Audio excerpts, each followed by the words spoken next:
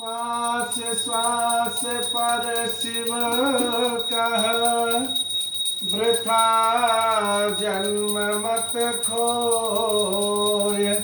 का जाने यह श्वास का, फिर आवन होए न होए। बोलिए भवानी शंकर भगवान के जय। मनुष्य जीवन में देखिए सबसे सुंदर गृहस्थ आश्रम है। गृहस्थ आश्रम के लिए देवी देवता भी कल्पना करते हैं। तो गृहस्थ आश्रम से सुंदर कोई और आश्रम नहीं है। मैं आपको एक बहुत सुंदर सी कथा सुनाने जा रहा हूँ। महादेव ने गौ माता को श्राप दे दिया। श्राप क्या दिए कि तुम्हारा देखिए पूरा शरीर पूजनीय होगा, तुम्हारे पैर पूजनीय हैं, तुम्हारे खुर पूजनीय हैं, तुम्हारी पूंछ पूजनीय है, और तुम्हारे सींग पूजनीय है, तुम्हारा मस्तक पूजनीय है, तुम्हारा कान पूजनीय है, तुम्हारा पेट पूजनीय है, पूरा शरीर पूजनीय है, लेकिन मुख पूजनीय नहीं होगा। यहाँ तक गौ माता का जो गोबर है वो भी पूजनीय है, उसका गौमूत्र भी पूजनीय है, लेकिन मुख पूजनीय नहीं है। उसकी मैं आपको जानकारी देने जा रहा हूँ। ध्यान से सुने। गृहस्थ आश्रम से सुंदर कोई और आश्रम नहीं है। सारे देवी देवता इस आश्रम में आने के लिए कल्पना करते हैं। तो एक गृहस्थ, शिव पुराण की कथा है, एक गृहस्थ आश्रम बहुत अच्छे से जीवन यापन करते थे, लेकिन पत्नी थोड़ी तेज थी। वो दिन भर पति को कभी ये काम कर लो, कभी ये काम कर लो, कभी हाथ धुल लो, कभी पैर धुल लो, दिन भर काम में लगाए रखती थी। इसलिए मैं आग्रह करूंगा इतना काम ना करवाएं, ताकि वो कल्पना करे कि ये मेरा सातवां जन्म ही हो पत्नी के साथ। अगर कोई ऐसा करते हैं तो ये कल्पना कर लीजिए कि उसका आखिरी जन्म ही पति पत्नी के रूप में है। क्यों हम किसी को सताते हैं तो फिर कल्पना क्या कर सकती है। अथवा कोई भी पति अपने पति को इस ढंग से ना सताए कि उसको दिन रात ये कर लो वो कर लो, एक मिनट चैन से सांस भी ना ले ले। तो पति पत्नी धर्मात्मा थे दोनों, बहुत ही, और प्रेम से जीवन यापन करते थे। पति का जन्म दिवस आया तो पत्नी ने कहा कि नारायण, कल आपको कोई सेवा नहीं करनी है, कोई मेरी आज्ञा आपको नहीं माननी है, आप की सेवा मैं करूंगी। कल आप क्या खाओगे? पति ने कहा मुझे हलवा पूरी बहुत पसंद है, वही बना दे। पति को सुबह हलवा पूरी नाश्ते में मिला। बोले आप दुकान से शाम को जल्दी आ जाइए, आपको भोजन तैयार मिलेगा आपकी रुचि के अनुसार।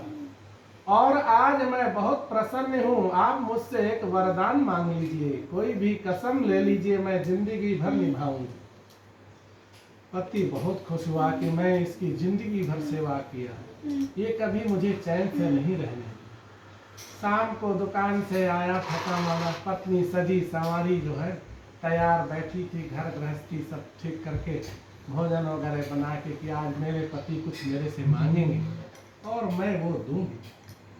पति देव आए और पत्नी उत्साह से भरी हुई कहने लगी कि नारायण आज आप कुछ मेरे से मांग लीजिए। बोले दोगी? बोले हाँ दूंगी। तो बोले मैं यही मांगता हूँ कि तुम्हारा और मेरा ये आखिरी जन्म हो पति पत्नी के रूप में, मुझे कोई दूसरा वरदान नहीं चाहिए।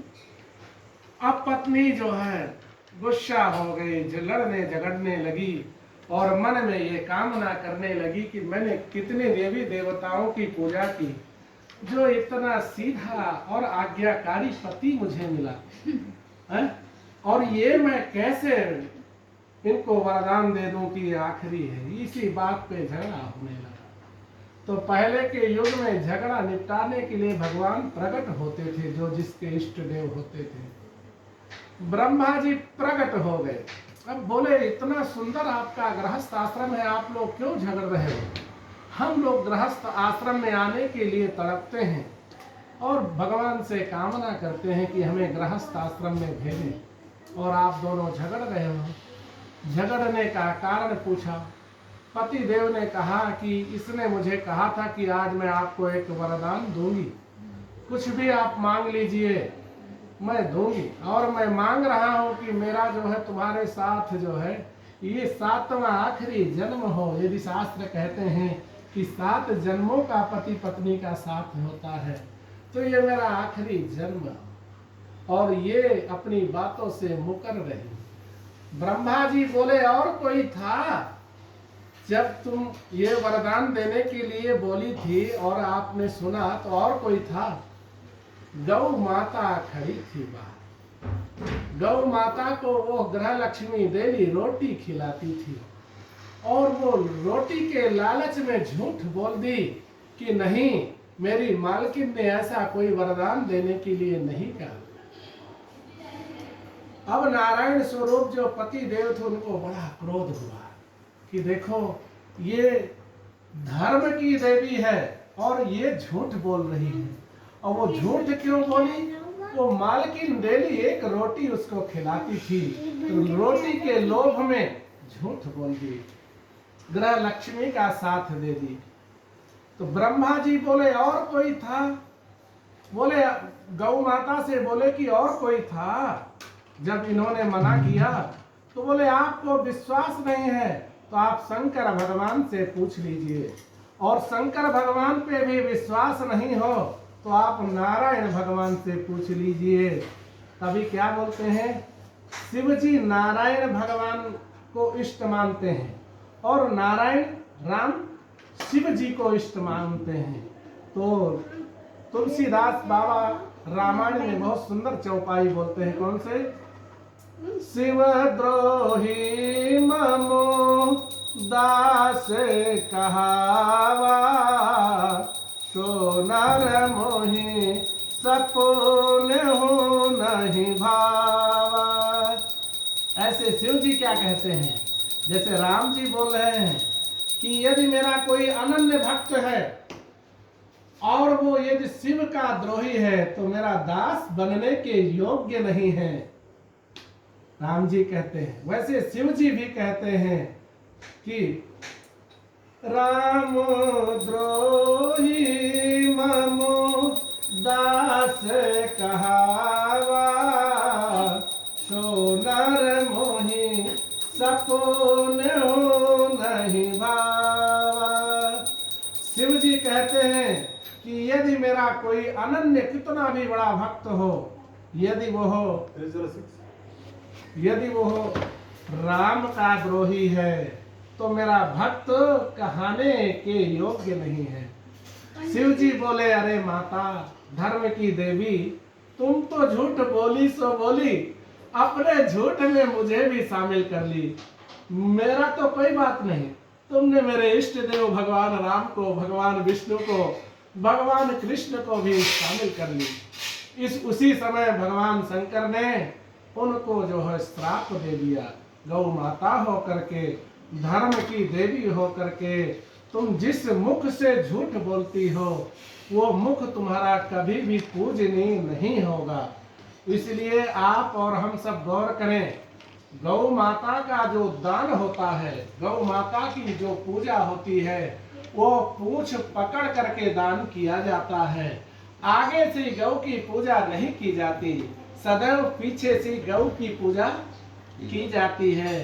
गौ का मुख इतना अशुद्ध है कि जिस बर्तन में वो कुछ खा लेती है, आप शास्त्र बोलता है कि उसको 4 बार जो है आप आग में पकाइए उस बर्तन को, फिर 4 बार उसको राख से क्लीन करिए, फिर 7 बार गंगा जल से धोएंगे, तब जाके वो बर्तन देव पूजा के कार्य में हम और आप ले सकते हैं।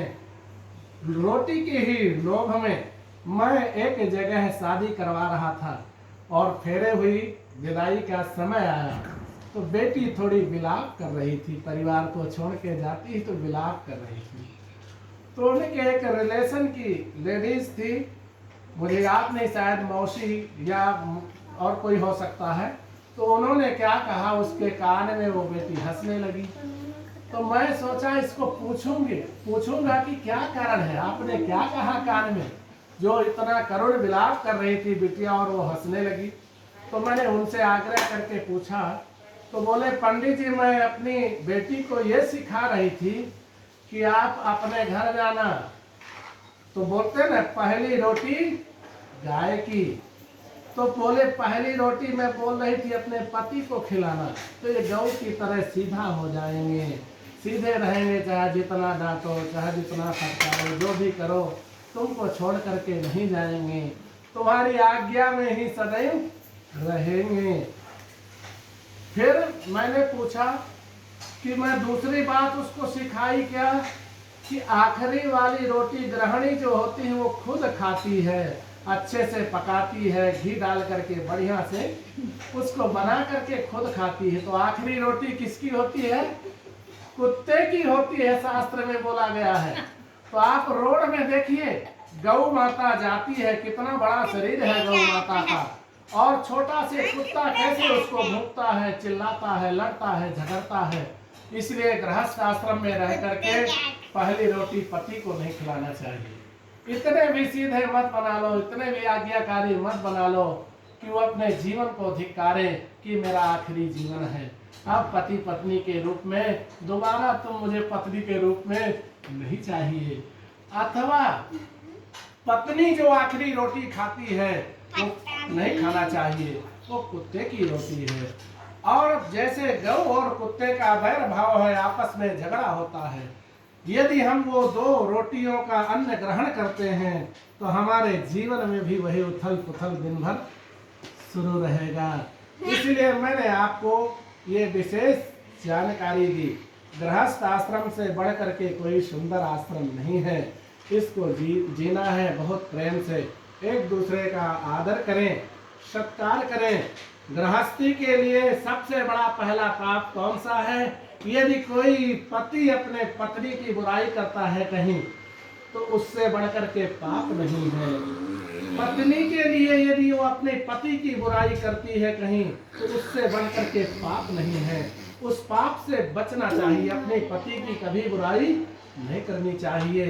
कोई बुराई कर रहा है और हम उसको जवाब नहीं दे सकते हैं, तो हाथ जोड़ करके निकल लेना चाहिए।